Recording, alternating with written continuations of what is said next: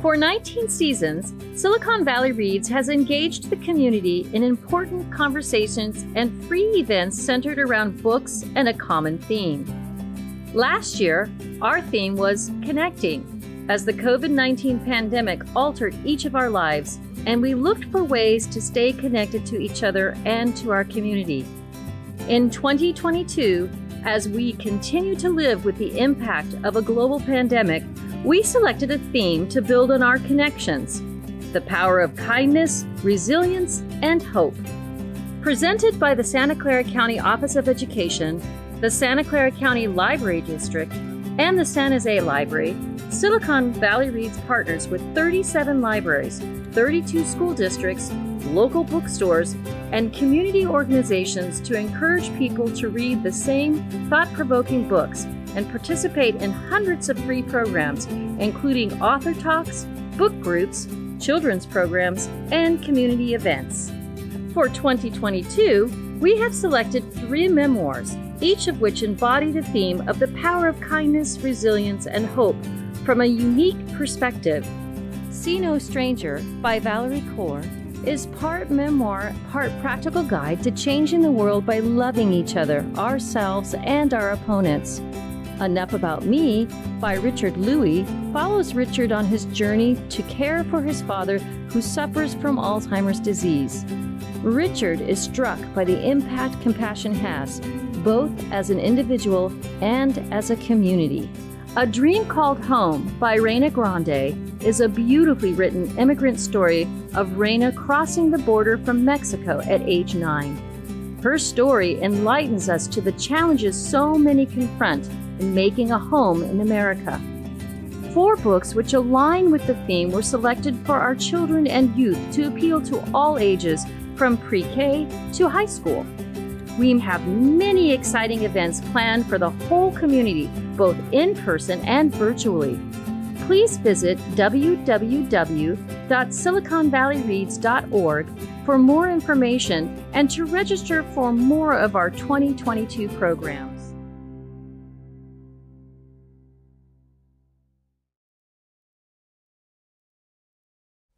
Hello, I'm Dr. Mary Ann Dewan, Santa Clara County Superintendent of Schools and co-chair of the Silicon Valley Reads Initiative.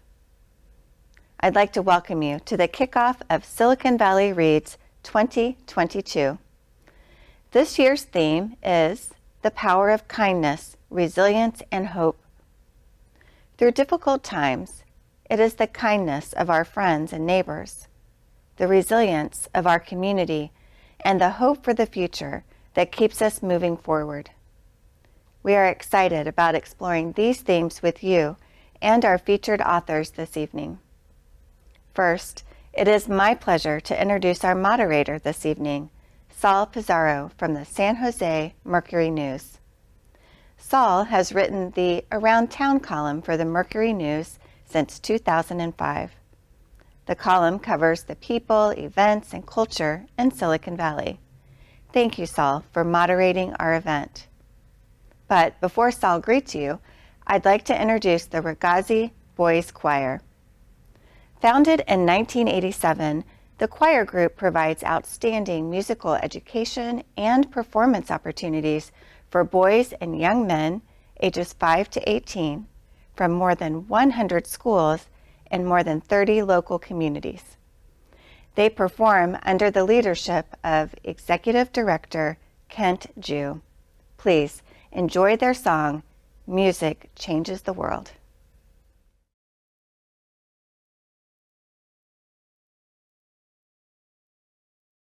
In order to make a true change in the world, I will pledge to myself to have acceptance of others, to be more tolerant, to be a kind, considerate person. I'll look within myself. And only then can I make a real change in the world.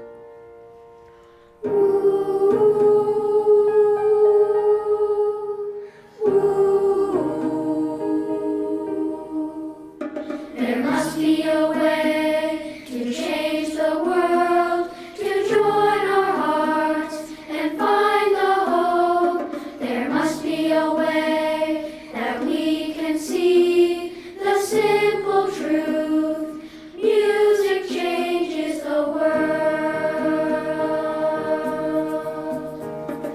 There must be a way that we can sing and show the world what we can be.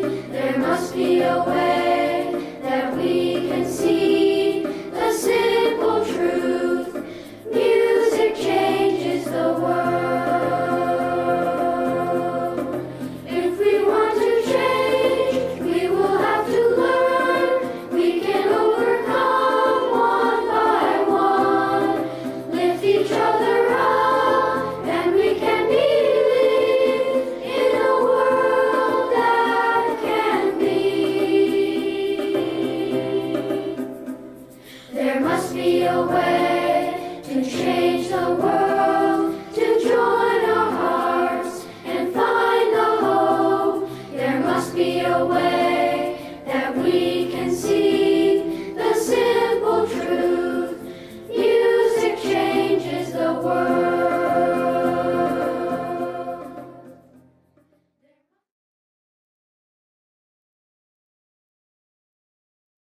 Wasn't that a great way to start our program? Welcome and thank you for joining us tonight for the kickoff event of Silicon Valley Reads 2022. As Dr. Dewan mentioned, I'm Mercury News columnist Sal Pizarro, and I'm thrilled to be here with you again tonight. I'll be your host as we explore this year's book selections and hear from our authors. Now, this is honestly not where we expected to be this year. I had hoped to be speaking to all of you in person, hopefully at the Performing Arts Center at De Anza College. But as we all know, the past year just has not been the return to normal that we hoped it would be. As you saw in the video, last year's theme for Silicon Valley Reads was about connection and the way we stayed connected through the first year of the pandemic, whether it was through food, music, animals, or just the company of each other, even if we were in little boxes on Zoom like we are tonight. So when it came time to pick a theme for this year, what stood out to us about 2021 was, quite frankly, just how our community and the community around the world managed to get through all of this despite these challenges. Closed offices, remote learning, COVID test lines, and a variant for seemingly every letter in the Greek alphabet. So the selections we made for this year's books are all about how we face challenges with the power of resilience, kindness, and hope. And it wouldn't be the year we've had if we didn't have some challenges of our own. We had planned to have all three of our authors on tonight, but Valerie Kaur is homesick, and yes, she's homesick with COVID and can't join us. So we're hoping for her speedy recovery and that we'll be able to hear from her at another time over the next few weeks to talk about her book, See No Stranger. But we do have two of our authors here tonight to talk to us about their memoirs.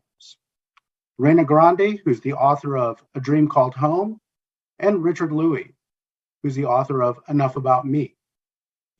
We'll hear from Reyna in a few minutes, but right now I want to tell you a little bit more about Richard. He is a veteran and award-winning journalist with more than 30 years working in television and film. Currently at MSNBC and previously with CNN Worldwide, Richard was the first Asian American man to anchor a daily national cable news program. He also recently directed the feature documentary Sky Blossom about student caregivers in military families. That's going to be shown as part of our Silicon Valley Reads programming March 30th at 3 Below in San Jose, and that will be followed by a conversation with Richard. So welcome to Silicon Valley Reads, Richard. Can you tell our audience about what motivated you to write your book and how our themes this year apply to your story? And you're on. Let me turn. Yes, that's my producers do that to me all the time. Let's shut Richard up because he talks too much. Sal, it's great to be here. And journalist to journalist, it is always a great gathering. The Merc is an important institution in California. It's really great to meet here and to be able to gather. It's great to gather with the Commonwealth Club of California and to be hosting this along with Silicon Valley Reads and to stand beside somebody who is really has a great long shadow when it comes to being such an accomplished writer. That's Reina Grande, and I mean that in a very nice way when I talk about a very tall shadow. And Valerie, wherever you're at, we are thinking of you. I know that you're getting through some tough times, and we know you're going to make it through. When I got the email about the idea of the kickoff for Silicon Valley Reads 2022. I really was surprised because I was like, what do you want the theme to be? You want it to be the power of kindness, resilience, and hope. I almost thought that what might have been a title of a sermon from my father, who was a pastor. Indeed, it was not. Instead, it was a great gathering of writers, of books, and of discussions and ideas around this thing that we hope we can do and we know we can do, but we needed to be reminded in different ways and in different voices with different faces and in different places. And the fact that we're here today talking digitally is good, as well as shows us some of the opportunities in front of us to gather together. Now, Silicon Valley Reads to me is so important personally. My mother was an elementary school teacher. She taught in Los Angeles K through 3 and in San Francisco in the school district there K through 3. And in her retirement, she volunteered for the library because they didn't have enough funds to have anybody in the library.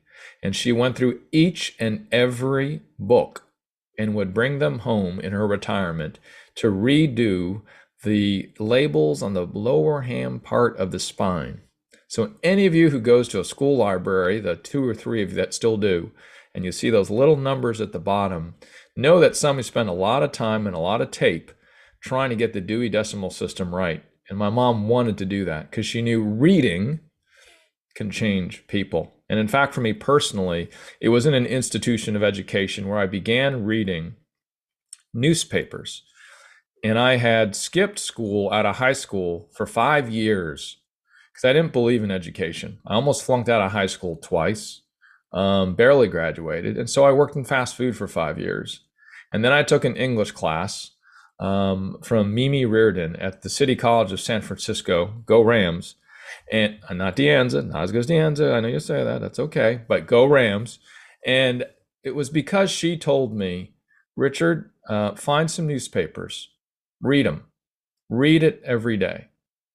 And it was because of, again, an institution of education saying reading's important. And that's where I found love for education again. The connection seemed sort of old school, obvious, but we have to remember that it's important. And it's where we find values like the value of kindness and resilience and hope. And when I began that journey to write my first book, Enough About Me, The Unexpected Power of Selflessness, I couldn't believe I was trying to do it. I mean, I was the kid that would take home my assignments to my mom and to my sister, who's younger than I was, still is, and they would tear apart my essays. I mean, I would give them a red pen. I think I had maybe 5% of the words I had started writing on that page left over. And so when I began the book, I knew it was a little bit above my pay grade. And so was the topic, the idea of thinking about others. And what drove me, Sal, was the idea that it is really, really tough taking care of another person, a family member. And my father, who had lived with Alzheimer's for 8 years, in the beginning, I didn't know what I was about to get into, but I knew I had to do it. And here I am sitting in Manhattan, and I approached my boss thinking it might be the last day of my job, because I was basically walking in to talk to my boss at MSNBC and NBC News to ask her, first of all, it's a weird question, can I please be on air less? And you know us on air people, Sal, we don't ask for less time on air. Just like you ask for less column inches, no, we do not do that. And I told her I wanted to do it to take care of my dad, and she surprised me. And she said, you know what, Richard? And I thought she was going to say, love working with you. When things change, come back to me. Instead, Yvette Miley said, she was wearing glasses. She did one of those numbers, and I thought that's when it was about to come at me. And instead, what she did is she said, I'm taking care of my mom as well in Florida.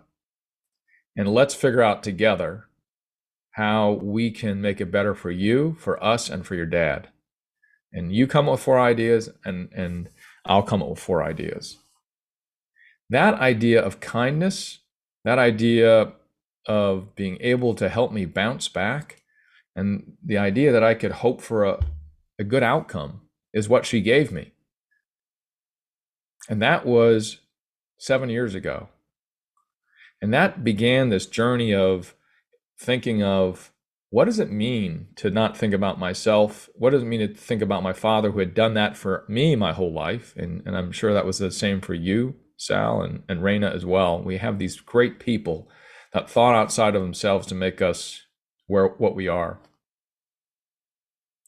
And so when I started to write the book, that was the impetus. Let's think about, but then I also I'm a big lover of self-help books. And I know, please, they can get a little bit too much because they've gotten really good at it. Because some of the titles I make fun of in my book is like me, I love me, and don't you love me too? And that's just sort of the way we've gotten really good at loving ourselves. And the point of Enough About Me is being an anti-self self-help book, that we can get better at helping others, and some of the exercises that we can go through personally to try to do that. And what drove me, along with the very idea of my father, to come up with that concept was what I was seeing in news as a news anchor. Over the last 10 years, I do believe I have seen enough that convinces me that we've been living through a selfish pandemic. A time where it is easy to take another person's life, where it's easy to call another person a name, where it is easy to attack somebody in the street because of the way they look, not even knowing who they are. And if I keep on telling those stories after the last 10 years and it even goes farther than that, Sal, my first story that kind of piqued this was Rodney King. I was a cub reporter in Northern California, and that story happened. And I was sent into the streets to cover the marches. And then I was standing in the streets for Michael Brown and Ferguson. And then I was standing in the streets for Freddie Gray in Baltimore and George Floyd in Brooklyn most recently. And as we, as storytellers, start to tell the same story over again of such catastrophe, we wonder whether we're getting better. And so the idea of a selfish pandemic really pushed me to try to be on the other side of the ledger, to look at the solutions that I've seen out there. Because every time I've told a story that's painful, I've often seen other people standing by the side that have done something amazing and great. One of those individuals that sits on the other side that gave me the inspiration to write a book way above my pay grade. I mean, as you know, most of us journalists will write books about what we cover. What is our specialty? What's our beat? And if I were to write a book about my beat, one of those books would be about mass killings. That's what I'd be writing about. I don't know if that is what I wanted to dig into. So instead, I worked for a topic that was way above my pay grade, but I wanted to attack it as though it were a book I would want to read. So I have a lot of research. I hired a scientist, I hired a researcher, a data researcher as well, or data graphics person from one of the news organizations that I work with. And it came out to 10 people in total, poets, comedians. I tried it all because I knew I needed to get across a human idea of selflessness. But the person that was on the other side of the ledger of why we are attracted or might believe it's possible, because is selflessness possible? Is it really possible? Aren't we built just to take care of ourselves? El Paso, Texas, there was a mass killer in a car shooting, driving down the freeway, going after the Latino American community, it seemed. And I was covering it all afternoon and evening. I get the word in my ear, Richard, this is from my producer, Richard, there is one of the eyewitnesses who's in her car and she's on the phone, she's next. Tiffany Parada got on the phone, and I had a former FBI official on who was another one of my guests at the time. I ask him to stand by. I go to Tiffany. Tiffany, what happened? Tiffany says, we were driving down the freeway. All of a sudden, this Honda Accord starts shooting at us. We turn around, we drive the other way. And then me and my husband talk, and we decide, you know what? We've got to warn the people that are in front of this guy. And we have an old Suburban. We got a big old V8. We can bypass this fella. So they drive past him. They get shot at. And they start warning the people in front of them. They roll down their windows and start screaming, get out of the way, get out of the way.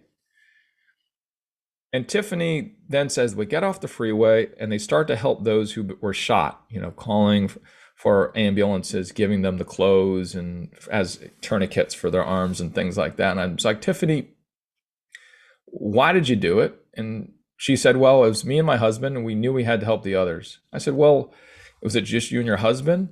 No, my children were in the car too. And I said, where were they? And she said, they were in the back seat. Oh, and again, my producer saying, ask her what she saw of the gun. What did the gun look like? What did the suspect look like? But I knew the story wasn't there. The story was clear was with Tiffany. And she says, there's Elizabeth, she's 7. There's Juan, who's 5. And she can't get to number 3 because she realized she had her whole world in that car. Why did Tiffany Parada do that? So, the unexpected power of selflessness, it is there. And so stories like Tiffany inspire me to dig into the science that you can, these are the unintended benefits of being selfless. But she got there because of muscle tone. Her parents, her family, her friends, she didn't get there just that one day. There was something that she did consistently where she was thinking of others because she didn't think twice, neither her husband. And so the muscle tone of selflessness is the way we one day do become Desmond Tutu and Mother Teresa. And we're not doing it in a perfect way, by the way, because there are days that Desmond Tutu and Mother Teresa were quite imperfect. They were on some days we'll say not so perfect and made mistakes. And that's an important concept because when we decide to do good things and we decide that we want to try to be a selfless person, we don't have to be the perfect 10, but we do have to be a 51%. We have to be not 100%. If we can do 51% of our things that are okay, like when we give money to a person who doesn't have a home tonight, we always guess, boy, if I give that person doesn't have home tonight $5, is it going to be used the right way? Well, I bet you 51% of the time, it does work out okay. We should give the $5. So when I walk by that person, and I have to think about that every time, it takes about 3 minutes, and I turn around, get the $5 or $2 out of my pocket, and I give it to that person, we should all turn around. We should reconsider the 51%, because who are we to say it needs to be perfect? Because we can't be. So the idea of selflessness, Sal, is really one that I think is accessible. I think it's, as you can tell, very doable in ways if we think about structures where we don't expect the perfect decision. And by doing more of it, what happens? We develop muscle tone. And through muscle tone is where we are able to then to do the big things, the things that will change people's lives. And we've seen it in our work as journalists. And we can become Tiffany Parada.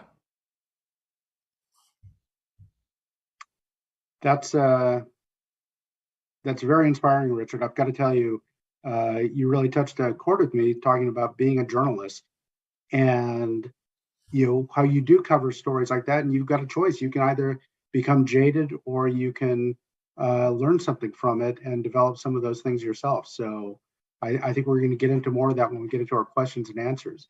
But now I'd like to turn to Reina.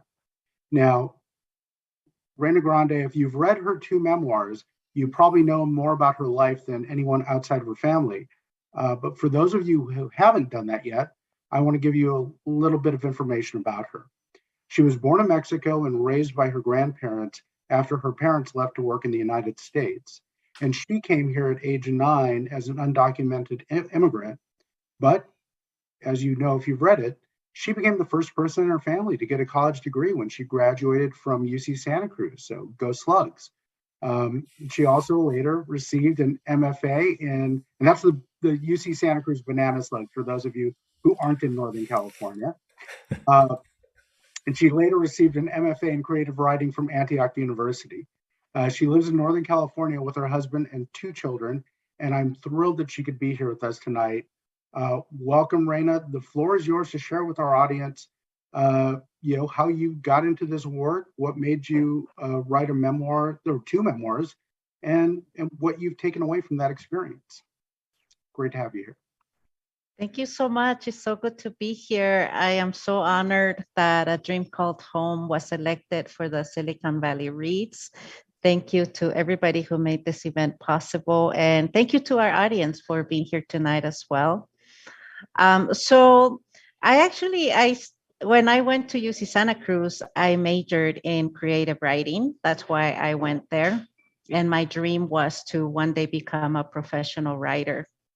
It was a very difficult transition because coming from Los Angeles, from a community college where the majority was Latino, and then coming to UC Santa Cruz, where at the time when I was at UC Santa Cruz, about 13% of the student body was Latino, and they were not majoring in creative writing. They were in like Chicano studies, or Latin America studies. So I felt very out of place.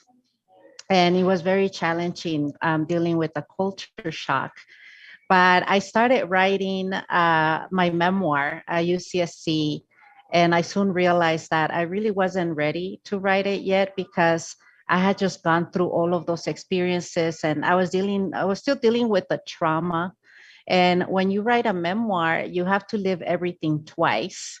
And I just wasn't ready for that. So then I turned to fiction writing instead, and I wrote an autobiographical novel, or semi-autobiographical novel.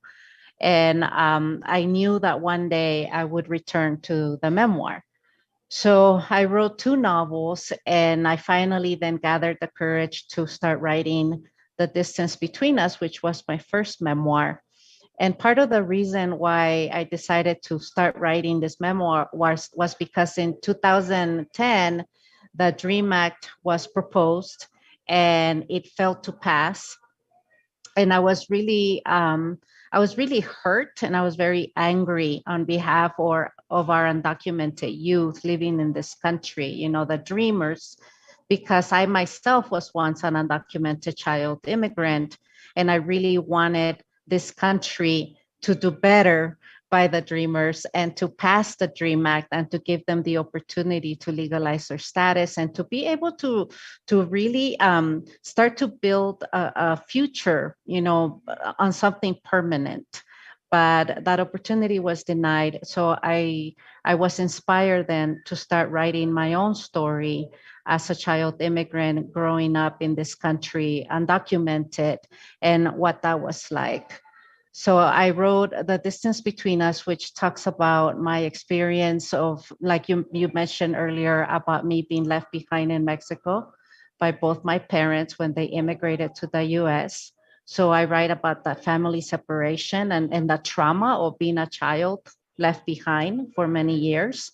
I write about my experience crossing the border at 9 years old and risking my life to cross that border, to come to California looking for something, for a better future, but also to be reunited with my parents and to finally have a family again. And I write about that experience, of growing up undocumented in the United States and constantly feeling unwanted and hearing, go back to where you came from, and just trying to earn my place in American society, and many times feeling that I didn't deserve to be here, and yet always struggling, always striving to earn my place and to finally be accepted.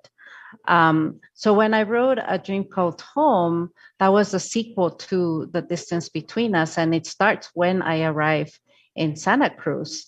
And I wanted to write this book because I didn't, when I grew up reading a lot of books, but I didn't really read or have access to Latino books or books written by Latinos about Latinos.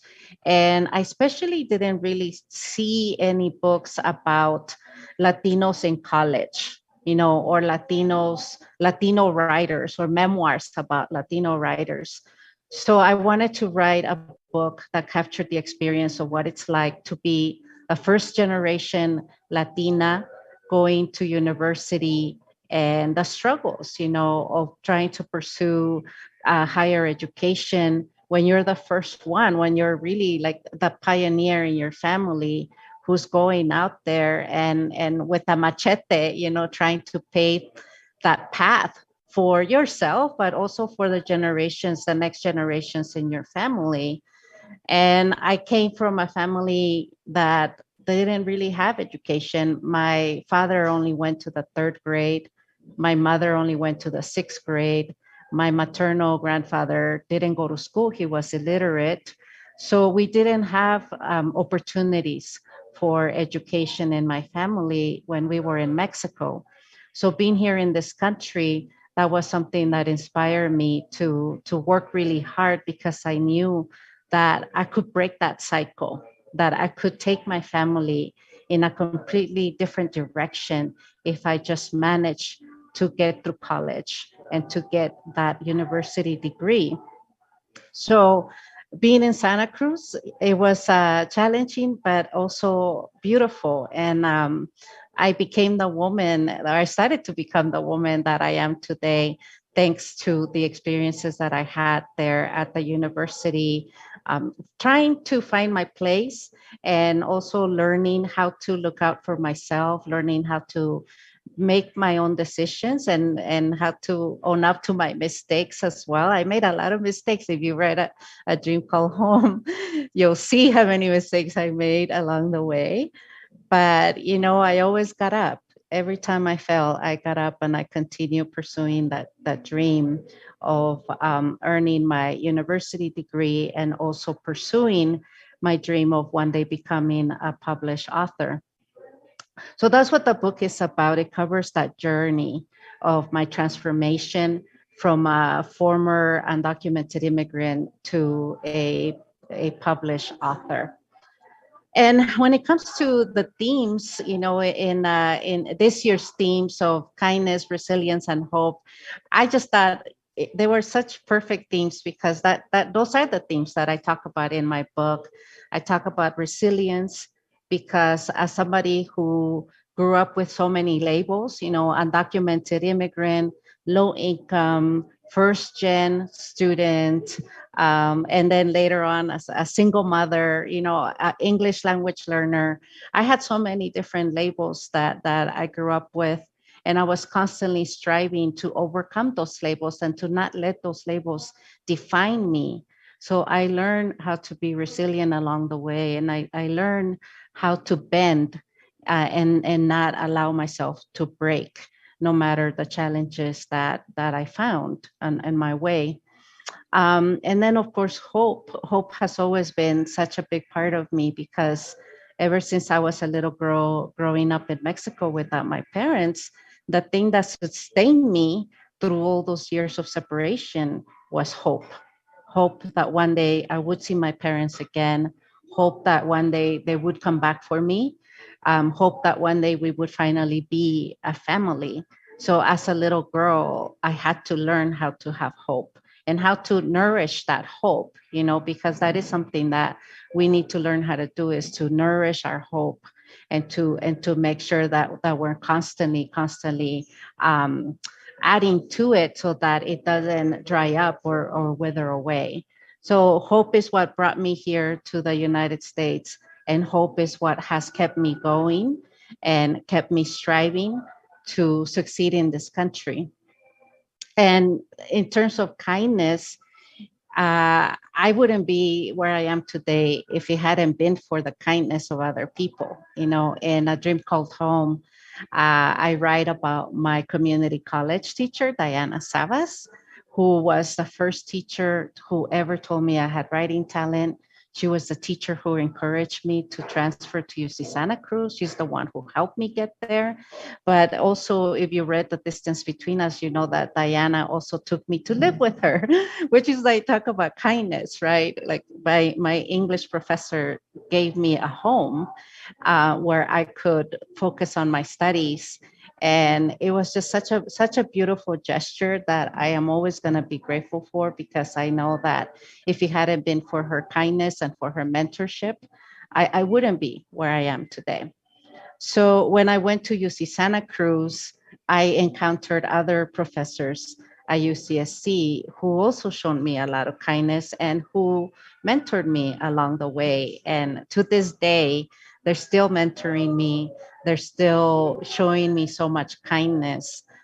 Even, you know, my creative writing professor, Mika Perks, who's still there at UCSC, she reads everything I ever write. You know, she has written all of my books, giving me feedback. I'm sure she didn't think when I signed up for her class like over 20 years ago that she was going to be my teacher for the rest of my life, but she has been my teacher, and she's always been there for me. I have other professors like my Spanish teacher, Marta Navarro, who also mentored me and encouraged me to not be ashamed about my immigrant experience, not be ashamed about being an English language learner, about being a Spanish speaker. And it was that teacher, Marta, who empowered me when she told me that instead of thinking of myself as somebody who wasn't enough, she said to me, Reina, you are more than enough. You are now bilingual, bicultural, binational. Your immigrant experiences have made you twice the person you used to be. And to me, that was like a powerful act of kindness for somebody to help me reframe how I saw myself, and who helped me to empower myself by instead of being ashamed of all the things I had gone through as an immigrant, to instead see them as something that have made me twice the person that I used to be.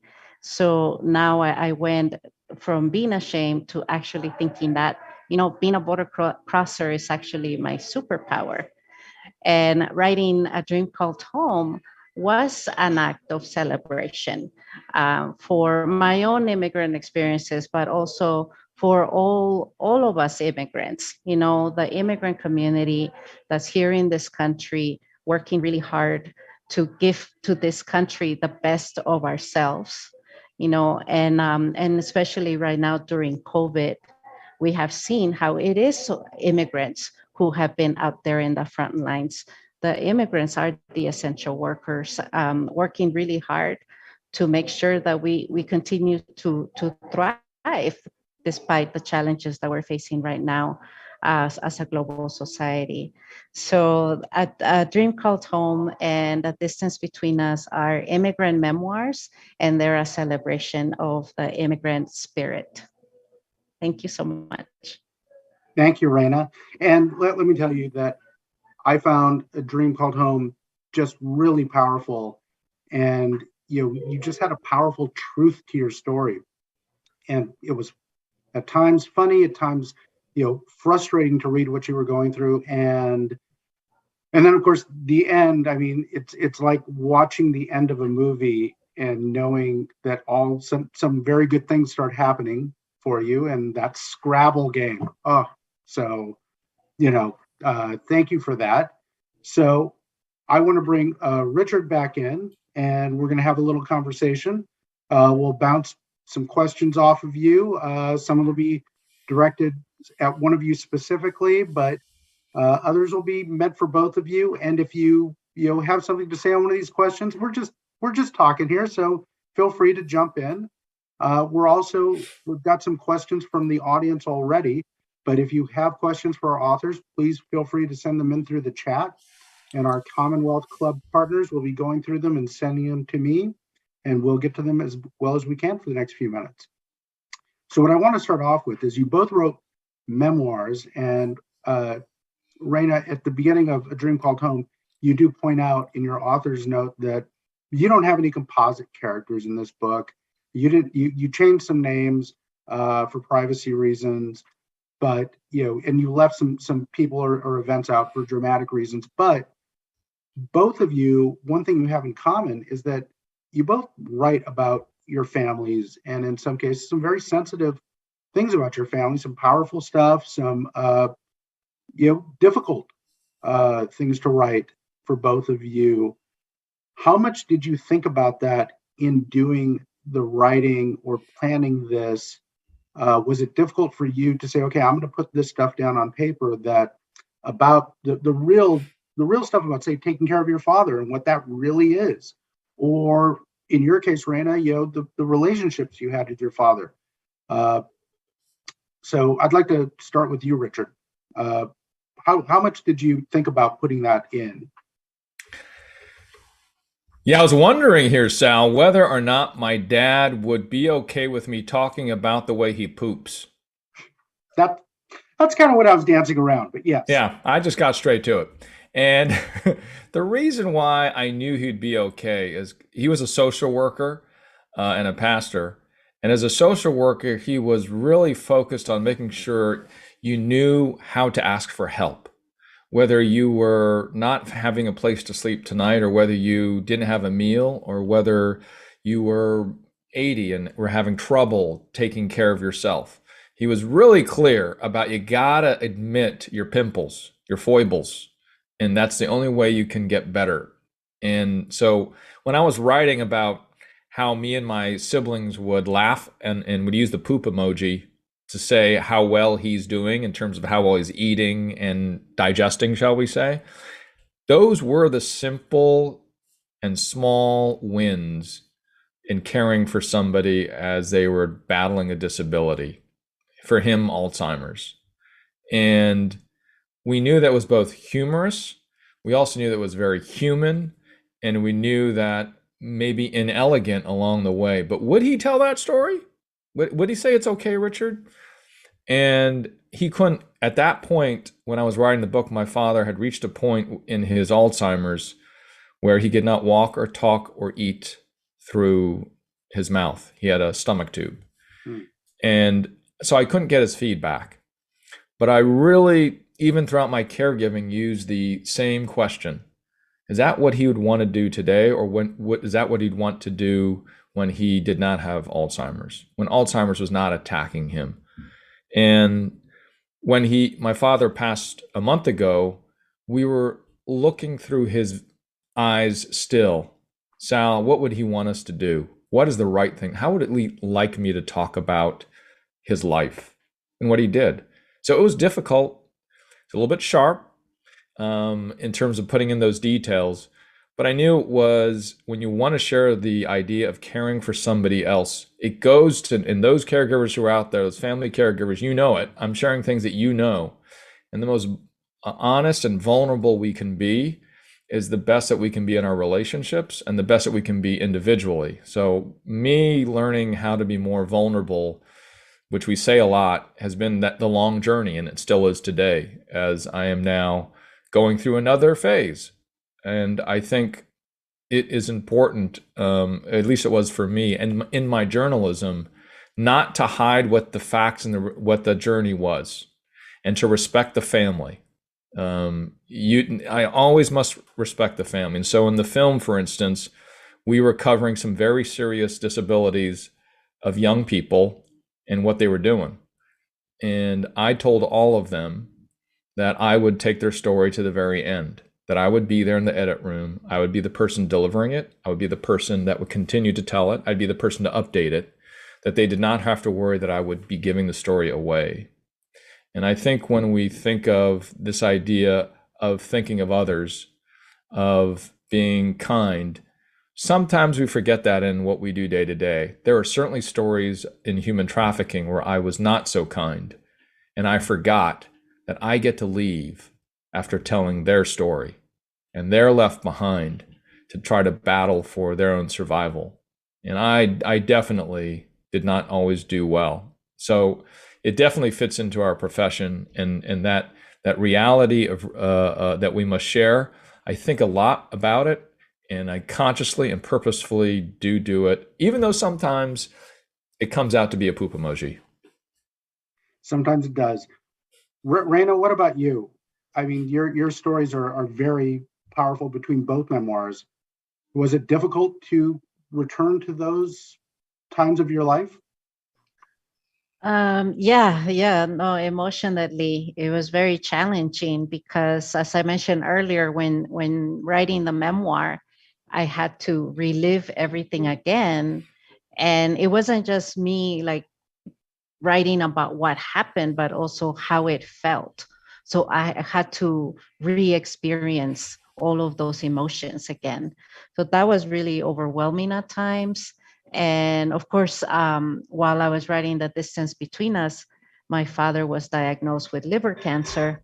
So he was dying while I was writing that book. And it made it very difficult because I was writing about my father when I was a child, and then dealing with the father that I had as an adult who was dying. So that made it very, very difficult to juggle these two different fathers. And in writing the book, I never took a creative nonfiction class. I've only taken fiction courses. Mhm. So in writing the memoir, I didn't know that a memoirist could actually set boundaries. And so I just wrote everything. I was maybe too honest sometimes, and I said too much, but that is how I wrote the book. You get to see the good, the bad, and the ugly, especially the ugly of my life. And it hasn't been until recently that I've been teaching memoir, and I've been meeting more memoirists, that I understood that, hey, it is okay for you to set some boundaries and to say, okay, this is as much as I'm willing to share with you. And I thought in writing my memoirs, I didn't want to just invite readers into the living room and say, that's it, you could only go into the living room. I wanted to give them access to the entire house. And in some ways, I feel that people really appreciate that, because they appreciate how open I have been about my life. But like you said, I'm not just writing about myself, I'm writing about my family as well. And I kind of, I try to respect their privacy, but I know that there were things that I had to reveal about them in the way that it impacted my story. So I think that's something that with memoirs, you always have to juggle, how much do you share about yourself, and then how much do you share about your family? And like Richard said, we have to respect the family, we have to honor the family, but sometimes you're airing the dirty laundry, and how do you do that? How do you show respect while at the same time airing that dirty laundry? Well, and I think you kind of learned that early, because in your book you write about a incident that happened when you were graduating from UC Santa Cruz, and you were praising Diana in your speech, but at the same time talking about your life with your father, and he did not have the best reaction to that at the time. He probably had a very true reaction for himself, though.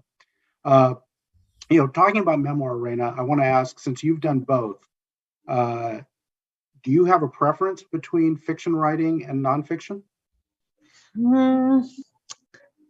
Well, sometimes, because the challenge with novels is that you have to start from scratch, and you have to create the characters, and you have to do the world building and figure out what the story is. So you start from scratch and then you build up. Memoir's easier because you already have all the material, you already have all the experiences, all the footage. But the challenge is carefully selecting that footage and like, what are you going to put in and what are you going to leave out? Because you can't put everything in. Otherwise, the memoir won't have a shape, it won't have a narrative arc. So there's challenges to both. But I like switching between one and the other because, for example, when I finished the memoirs, I was so emotionally depleted that I just could not write another memoir. I had to take a break. So then I wrote a novel, and the novel gave me a chance to not have to write about myself. I wasn't the protagonist of the story. It gave me an opportunity to step back and to just focus on another set of characters and to build another world. And now that I finished this novel, I feel replenished, and I feel that, hey, maybe down the line I could write another memoir now that I've taken a break from it. I was going to ask later if you've got another one in you. Now, Richard, I want to get to you because there's a great section of your book where we learn that selflessness is sexy. For those of you who haven't read it, he put together a little profile that had his picture and 3 facts about him. And for one of them, he changed the fact to explain that he was caring for his father. And people found you more attractive with that fact there. Now, is there any science behind this, or is this just us journalists, we just make it up. No. No, one of on the editing side, the things so the mix of a memoir and a self-help book is a little strange, and it has been tough it's been tough communicating that to folks, right? It has a little bit of memoir and it's a little bit of self-help. And especially something called Enough About Me, and you're showing stories of yourself. And the reason, as Raina was saying, I was sharing a lot of my mistakes about how I was selfish throughout my life and making the wrong decisions, or people that had taught me about selflessness in the journey. Yeah, you can look better if you are selfless. You can make more money and you can live longer. Now, in the writing of this book, it was at the last third of the journey that we decided, well, I like self-help books. And what are the typical quintessential things that self-help books do? Live longer, make more money, look better. So I said, let's dig into whether that's true. There's tons of science out there. And there were several studies. One was of an archaeological dig, and there were 30 students. They didn't know each other. They rated how each other looked on the first day. There was one individual, and she was rated 3.5 out of 10. At the end, she was a 7. Now, they said that the reason why that had changed is because she also rated quite high on being selfless and kind. In the beginning, they were, just subjective students, I should say, looking at the way others look. And then there were several other studies, and whether you would pick a mate based on their quality, if they're kind. And again, we looked at the science, and there it showed, if you are a kinder, it's on the primary list, number one criterion for a mate. And then what we did said, well, is that true? So we had 2 characters, selfish Richard and selfless, with that one distinction you just made. Selfish Richard came in at a 6.3, far from a 10, ladies and gentlemen. And you really don't want to know those numbers for ourselves. We just don't like to do that. And when selfless Richard was ranked, because as you noted, there was one little difference in the description of that person, same picture, came in at 7.0, 7.1 or so. And that was a 15% bump. So ladies and gentlemen, if you live a selfless life, you will appear 15% more attractive. You will also make 50% more. We looked at data over a 14-year period across all professions. And if you work in a selfless manner, you're grateful, you recommend other people, you thank them publicly, You are helpful at work. You're a team player. You're not a person that destroys others' work. You work with them. All sorts of examples. You will make 50% more over your career. That's a 14-year span of data. And will you live longer? 4 years longer. If you live a selfless life, you will live 2 years less than average if you say you're selfless, but are really selfish. So don't do that. Don't say what you're not. If you're selfish, just admit where you're at in your journey. Yeah, that's right. And that's why in the book, we do have a scoring sheet to determine how you can fill it all out and you score yourself. It's based on 2 scientists' evaluation of how we can figure out qualitatively how selfish we are. So if you want to see just like a selfish scale, if you were, or a selfless scale, it's a way to get on it and see how you're doing. Wow. I will fill that out later. And you forgot that there was also Neutral Richard who collects stones. Yeah. And I know Neutral Richard did, or if you actually collect stones. Raina, we've got an audience question for you. One of our audience members was struck by the kindness you show to yourself by not saying that you made mistakes, such as getting pregnant. You don't refer to that as a mistake. This person wants to know, is this love part of your nature, or how did you get to the point of being so kind to yourself? Oh, thank you so much for that question. Yeah, I don't know how I got there. I think for me, as a young girl, growing up without much love at home from my parents, I had to learn how to self-soothe.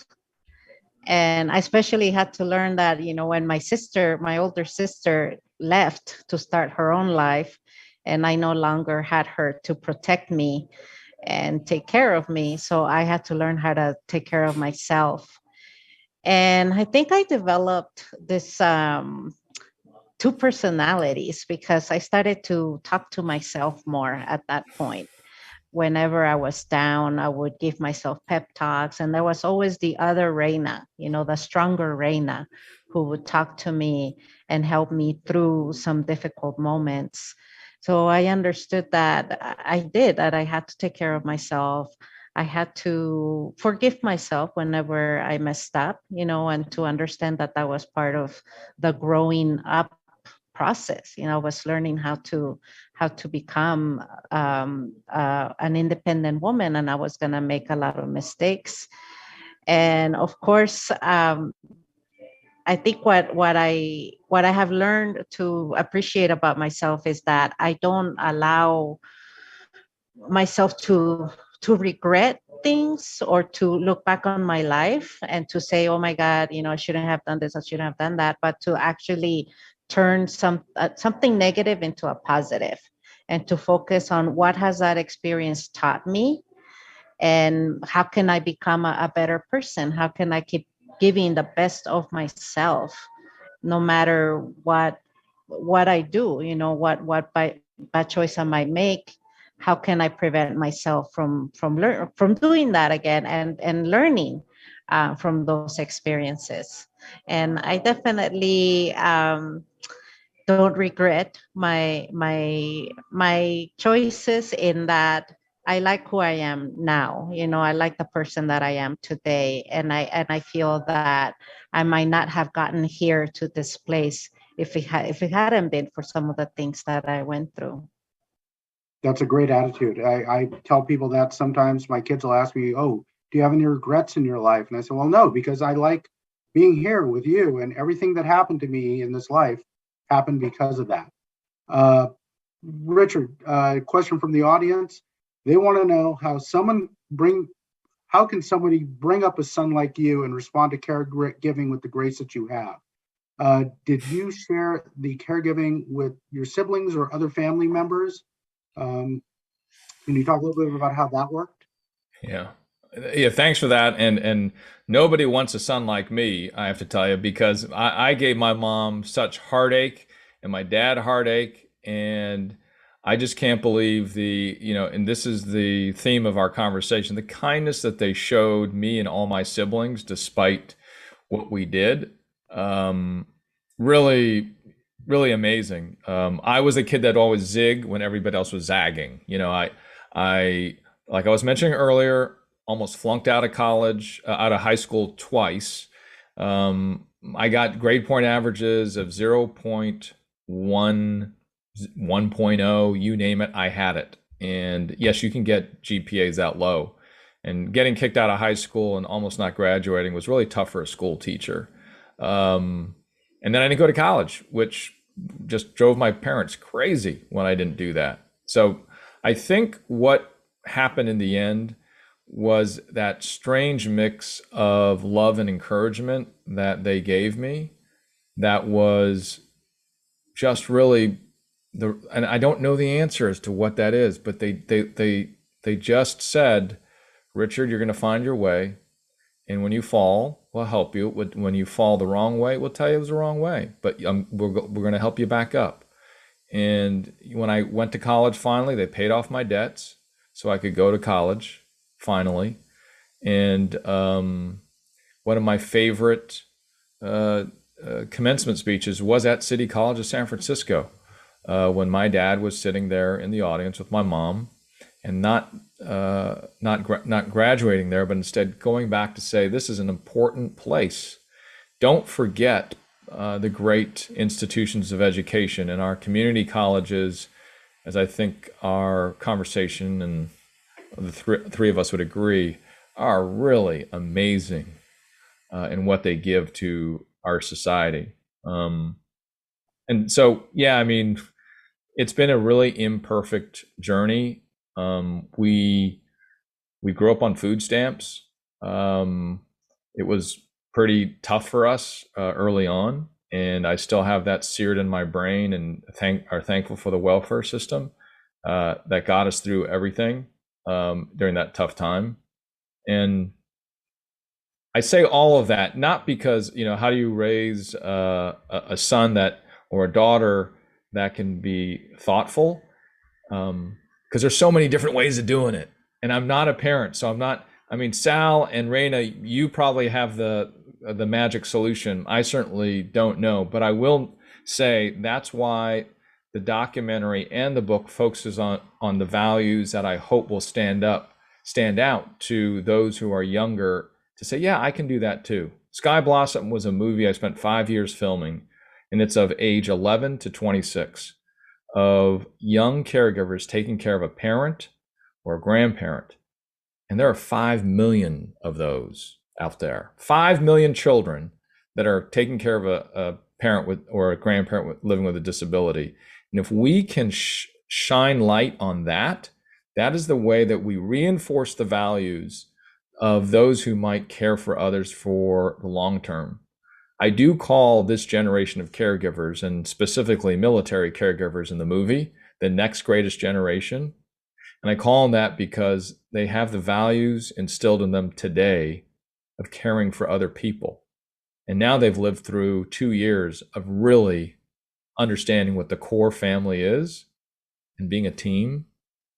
I think we're set for some super great times ahead for you, Sal, for you, Raina, and myself. And we're always worried about the next generation. I am so encouraged by your children and the values that they have been taken in. It's been tough, but I do believe their values are just something amazing. So I know I'm kind of talking about a lot of things about about children and caring for parents and caring for others.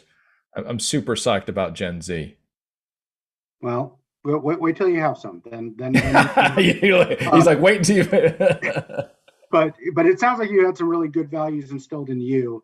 And I want to ask Raina, in your memoir, you do talk a lot about your mentors and the people who've helped you along the way. Is there any great advice that you received that you would pass on to the next generation, especially to young immigrants who are trying to sort of find the path that you found? Oh, and you're muted. I think it's important to remember that the people that you see that have succeeded, they didn't get there by themselves, on their own, that they had help. And I would like that to be my advice, that you don't have to have a superhero complex, that you don't have to do it all on your own and save the world on your own. You need to have a community around you and create that community, whether it's your family, if you're lucky enough to have a supportive family, or you go out there and you find a community. And that's something that I had to learn how to do, how to get people on my corner that would support me and be my cheerleaders along the way. And I was very fortunate to be able to find mentors and friends and long life friends. So that's what I would like you to think about, that you don't have to do this on your own. Don't be afraid to ask for help, and make sure that you are surrounding yourself by people who want to see you succeed, and stay away from people that don't want what's best for you. So make sure that you're always looking out for mentors and friends and supporters and cheerleaders that life puts in your path, and learn how to be grateful for those people and show that gratitude. Well, and I think that's probably a hard thing for a lot of us to remember, is showing that gratitude, telling somebody telling somebody thank you, and sometimes telling somebody I don't like that. So now, as I told you before we started, the time has just flown by with both of you. We've had a great conversation. We're getting close to where we're going to start wrapping up. So I'm not quite saying we're getting into speed round here, but we're getting close to it. We're going to have a couple of quick questions here. Well, I guess the big one is, what are you guys working on now? I know, Raina, you've got some books coming out. Can you tell us a little bit about what you've got coming in the future? Yes, so I actually have 2 books coming out, one in March and another one in June. And the book that's coming out in March is a novel. It's my first historical fiction, and it's a book set during the Mexican-American War. And I wanted to write about this particular time in history because we don't learn about it. We don't talk enough about it, but the Mexican-American War, and how the U.S. doubled in size because they took half of Mexico's northern lands. And to me, it's such an important time in history that we need to remember, because I think as a society, we tend to look at Mexicans as foreigners without realizing that, no, the Mexicans were here, especially here in California. California was once a part of Mexico, and Spanish was spoken here first before English. So if we remember our history, I really think it would help us to understand the Mexican-American population that lives here, and to stop seeing this population as foreigners. So this novel, it is a novel set during the war, and it's a war story, it's a romance also, it's a love story, and it's an immigrant story. And my book that's coming out in June is an anthology that I co-edited, and it's 41 essays, poems, and artwork by and about undocumented Americans. So this is a book that I'm really proud of, because it allowed me to create this space for other immigrant voices to be heard. And the book is co-edited by former undocumented immigrants, and every piece in the book is about the undocumented immigrant experience. That sounds great. Both of those sound great. So, Richard, do you have more writing? I mean, I know you got your day job, but do you have more writing ready to come out of you? You've got some poems at the back of your book. Yeah. Are we going to see a book of poetry from you? Yeah, that was, I always loved poetry. And of course, I'm a little daunted by Raina being here and her literary successes. But yeah, you have to try, right? And your students, Raina, you probably tell them, if you don't try, you're not going to get there. So Sal, I mean, the future has for me to eat whatever Raina is eating, because she is spitting out 2 books in a course of less than 6 months. I don't know. That's just amazing. Yeah, I mean, I'm working on right now a second documentary that'll be coming out next year. It's in the film festival circuit at the moment. This second film is called Hidden Wounds, which we've been filming for about also 5 or 6 years. And it talks about mental health and mental strength in the family structure when you're living through caring for other people. And it looks at 3 families across the country. One of the families is my own, that we started filming 7 years ago. And the reason why is I think as we hit May, which is Mental Health Awareness Month, that there's all different ways of understanding mental health where it's not the person walking down the street screaming at the sky. You know, I asked myself whether my mental strength is okay during the last 6 years, because it has been not necessarily easy taking care of my father and now my mother. And that's okay. We worry about our physical health. Why don't we talk about our mental health in the same way, right? And we got to work at it. We got to stay strong. And so for May, that we're going to do some events around that film. And then there is a second book that I'm working on that is focused on the selfless organization. And that is going to focus more on my time as a business person in my previous career before I became a journalist. So those are a couple projects that I hope will help the journey. Well, those sound like great projects. I'm definitely looking forward to Hidden Wounds. I think the whole discussion about mental health is becoming just more and more important as we've gone through these past 2 years, where mental health issues have just really come to the forefront. But I can understand you going in a more visual direction than the written word. Raina, is there any chance that we're going to see any of your work adapted into movies or TV? I think it feels very cinematic. I love the subject matter. Thank you. No, I'm still waiting. I'm still hopefully, things start to happen. I know that there's so many other Latino writers who have their books being adapted into movies or TV shows right now. So there's some exciting things going on. And I hope that one day I get to see my work up on the big screen as well. But I know that Rudolfo Anaya had to wait 42 years to see Bless Me Ultima made into a movie. I hope I don't have to wait 42 years, but maybe one day it will finally happen. Well, and I've seen Bless Me Ultima as a movie, as a play, as I think an opera. It's been wonderful. So I hope the exposure Silicon Valley Reads gives you. We've got Netflix just down the street from here, so maybe they're watching and they can take a look at what you're doing, because I think it's very cinematic, and and of course, Richard, you're already doing cinema. So we've reached the end of our time together, and like any good journalist, I'm going to steal a good line that Raina recounts from the reading of her novel. Thank you for being here, for listening, for caring, and thank you to our audience. That's it for me, but we're going to close with some words from another of our co-chairs, Santa Clara County Librarian Jennifer Weeks. So I'd like to thank you, Raina, and you, Richard, for being part of Silicon Valley Reads this year.